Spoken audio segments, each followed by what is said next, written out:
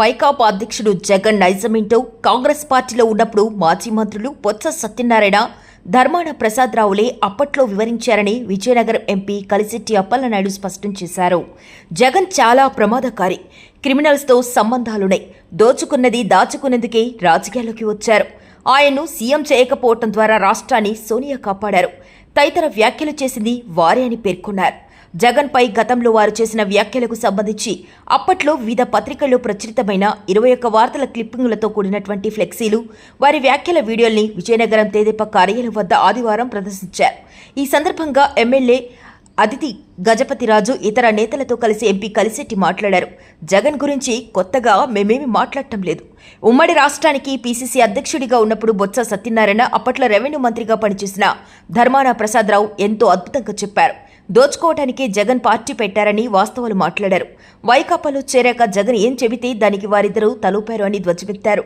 వైకాపా అధ్యక్షుడు జగన్పై గతంలో విమర్శలు చేసి ఇప్పుడు దొంగ ఏడుపులేడుస్తున్నారు, ఊసరవెల్లిలా మాట్లాడుతున్నారు. వైకాపా పాలనలో ఉత్తరాంధ్రను వారు ఉద్ధరించింది ఏమీ లేదు. కూటమి ప్రభుత్వం వచ్చాక నష్టం జరుగుతోందంటున్నారు. ఇప్పటికైనా ఆత్మ పరిశీలన చేసుకోండి. చంద్రబాబును ఏమైనా అంటే ఊరుకునేదే లేదు అని హెచ్చరించారు. పత్రికలో వచ్చిన వార్తలు, వీడియో క్లిప్పింగ్లో బొత్స సత్యనారాయణ, ధర్మాన ప్రసాదరావు చేసినటువంటి వ్యాఖ్యలివి.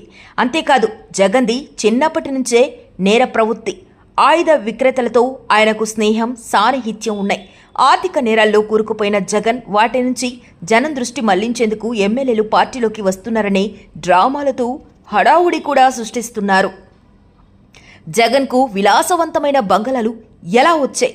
పులివెందుల, బెంగళూరు, హైదరాబాద్లలో విలాసవంతమైన భవనాలు ఎక్కడి నుంచి వచ్చాయి? జగన్కు ఓటు వేయడం అంటే ప్రజాస్వామ్యానికి చేటు చేయటమే. దోపిడీయే ఆయన ఎజెండా. చట్టాన్ని సైతం జగన్ బ్లాక్మెయిల్ చేస్తున్నారు. తాను సచ్చీలుడనని, నీతిమంతుడనని, అక్రమంగా సంపాదించలేదని జగన్ ఎందుకు చెప్పలేకపోతున్నారు? తన తండ్రిని వీధిపాలు చేసిన ఘనత జగన్కే దక్కింది. ఏ కుమారుడు చేయని విధంగా రికార్డు సృష్టించారు. 2004కు ముందు రాజశేఖర రెడ్డి ఆర్థిక ఇబ్బందులకు నేను ప్రత్యక్ష సాక్షిని. జగన్ అక్రమాలతో రాష్ట్ర ప్రతిష్టకే మచ్చపడింది. జగన్ తీరు దొంగే ఎదుటివారిని దొంగ అన్నట్లుంటుంది. జగన్ వద్ద టన్నుల కొద్దీ అక్రమ సంపాదన ఉంది. వాటిని కాపాడుకునేందుకు శతవిధాలా ప్రయత్నిస్తున్నారు. నయవంచనకు మారుపేరైన జగన్ ప్రజల్ని మోసగించాలని ప్రయత్నిస్తున్నారు. దోపిడీకి పాల్పడిన వారిని ఎన్నుకుంటే ప్రజాస్వామ్యం ఏమవుతుందో విఘ్నత కలిగిన ప్రజలు ఆలోచించాలి. వైఎస్ మరణించినప్పుడు సోనియా జగన్ను ముఖ్యమంత్రి చేయకుండా ఎంతో దూరదృష్టితో ఆలోచించి రాష్ట్రాన్ని కాపాడారు. జగన్ను ఎందుకు ముఖ్యమంత్రిని చేయలేదో అప్పుడు అర్థం కాలేదు. ఆ రోజు సోనియా గాంధీ తీసుకున్న నిర్ణయంతో కాంగ్రెస్కు మేలు జరిగింది. లేదంటే ఈ మచ్చల్ని అంటగట్టుకొని కాంగ్రెస్ బాధ్యత తీసుకోవాల్సి వచ్చేది. ఇదే జరిగితే కొన్ని తరాల వరకు కాంగ్రెస్ను మర్చిపోయే పరిస్థితి ఉండేది. తనపై వచ్చిన ఆరోపణలన్నిటికీ ప్రజలకు జగన్ వివరణ ఇచ్చుకోవాల్సిందే. జగన్ వద్ద టన్నుల కొద్ది అవినీతి డబ్బు ఉంది. ఆయనకు నైతిక విలువలు లేవు. ఆయన వద్ద ఉన్నదంతా నల్లధనమే. ఆ మొత్తాన్ని సాధారణ ప్రమాణికాల్లో చెప్పలేం. స్విస్ బ్యాంక్ ఖాతాల్లోనూ ఇంత సొమ్ము దాచేందుకు అవకాశాలు లేకపోవడంతో టన్నుల కొద్దీ ధనాన్ని రహస్య ప్రాంతాల్లో నిల్వ చేశారు. దోచుకున్న సొమ్ము దాచుకునేందుకు జగన్ రాజకీయాల్లోకి వచ్చారు. జగన్ వద్ద కోట్ల రూపాయలు మూలుగుతున్నాయనే ఆయన చుట్టూ కొందరు చేరారు. జగన్కు క్రిమినల్స్తో సంబంధాలున్నట్లు ఒక్కొక్కటిగా బయటకొస్తున్నాయి. తన కులం పేదరికం అంటున్న జగన్ సామాన్యుల గురించి ఆలోచించే వ్యక్తి అయితే హైదరాబాద్ లోటస్ పాండ్, బెంగళూరు పులివెందులలో బంగ్లాలు ఎలా నిర్మించుకున్నారు? లోటస్ పాండ్లోని జగన్ బంగళాను మీడియాకు చూపి దానిపై వచ్చిన ఆరోపణలు వాస్తవం లేదని నిరూపించుకోవాలి. అక్కడ అన్ని గదులు లేవని మీడియా ధృవీకరిస్తే మేము అంగీకరిస్తాం. విజయనగరంలో మా ఇంటిని కూడా మీడియా చూడొచ్చు. నేర ప్రవృత్తి కలిగిన వాళ్ళు ప్రజా జీవితంలోకి వస్తే అరాచకమే. జగన్ అలాంటి వ్యక్తే. తుపాకులు సరఫరా చేస్తూ నేరాలకు పాల్పడే ఎం కృష్ణను పోలీసులు అరెస్ట్ చేస్తే ఆయన్ను విడుదల చేయాలని జగన్ పోలీస్ స్టేషన్ ఎదుట ధర్నా చేశారు. అలాంటి వ్యక్తి అధికారంలోకి వస్తే అరాచకం రాజ్యమేలుతుంది. తాను జైలుకు వెళ్తే రాష్ట్రం అగ్నిగుండం అవుతుందంటున్నారు. ఆయనేమైనా స్వాతంత్ర సమర యోధుడా? దేశాన్ని, రాష్ట్రాన్ని అభివృద్ధి పథాన ముందుకు నడిపిన వ్యక్త?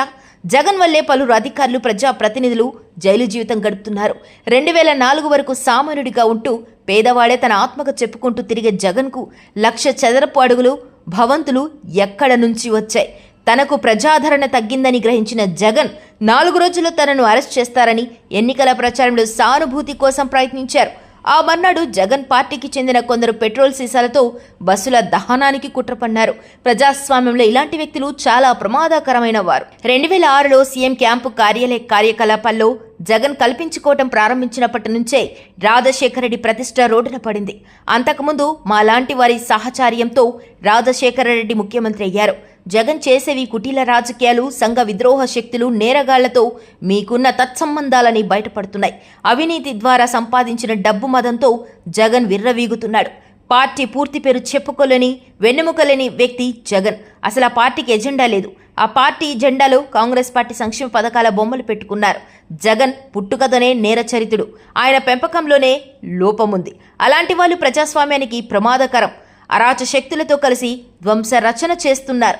5 ఏళ్లలో 67 కంపెనీలు రిజిస్టర్ చేసిన పెద్ద మనిషి జగన్మోహన్ రెడ్డి.